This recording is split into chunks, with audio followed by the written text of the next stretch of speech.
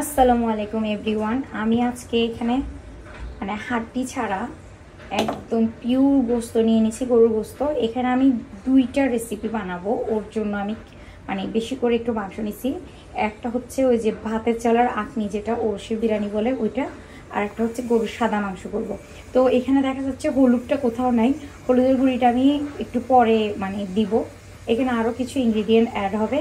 তো কারণ এটা গরুর মাংসের সাদা মাংসের জন্য আমি আলাদা করবো, তো এই জন্য হলুদের গুঁড়িটা এখন দিনে এটা মেরিনেট করার পরে আমি মানে সাদা মাংসটার জন্য কিছু আলাদা করে ফেলবো, দেন আমি হলুদের গুঁড়িটা অ্যাড করবো। তো আচ্ছা, এখানে আমি লাল মরিচের গুঁড়া, লবণ, কিছু এলাচি, তারপর আপনার দারচিনি, তেজপাতা, মাঝখানে যেটা দেখা যাচ্ছে অল্প করে ওটা হচ্ছে কালো গোলমরিচের গুঁড়া।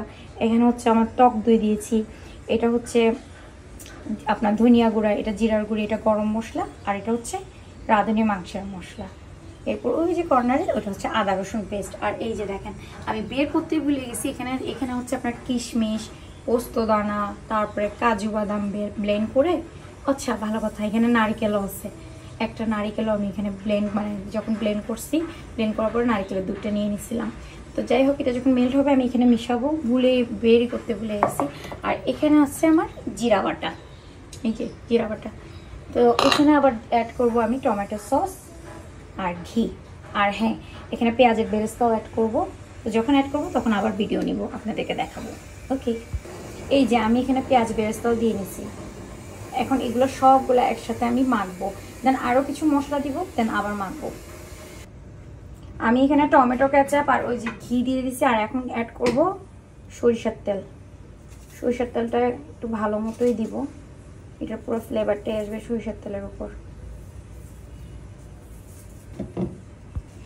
আর আচ্ছা হ্যাঁ, ভালো কথা, এখানে একটু ম্যাগি মশলাও অ্যাড করছি, এটা তো বলতে ভুলেই গেছিলাম। এখন সবগুলো আবারও মিক্স করব।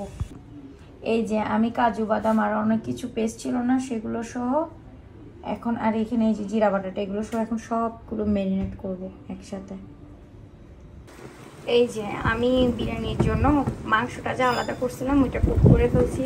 আর এদিকে প্রচুর তুমুল বৃষ্টি হচ্ছে, মানে বর্ষাকালের বৃষ্টি। এটা প্রায় হয়ে আসছে, তেলটাও ছেড়ে দিচ্ছে। আমি ঝোল মশলার মাংসটা আলাদা করছি, আর এখানে মশলাটা দিয়ে চালের মধ্যে দিয়ে রাখছি। এখন এটাকে ভাজবো। আর ওই যে মানে গরুর সাদা মাংসটা করবো যে, ওইটাও এখন রেডি করব। এই যে আমার গরুর সাদা মাংসটাও রেডি হয়ে গেছে, এক্সাক্ট কালারটা বোঝাই যাচ্ছে না। এখন ওই যে আখনি বিরিয়ানিটার জন্য মশলাটা দিয়ে চালটাকে একটু ভালোভাবে ভাজবো।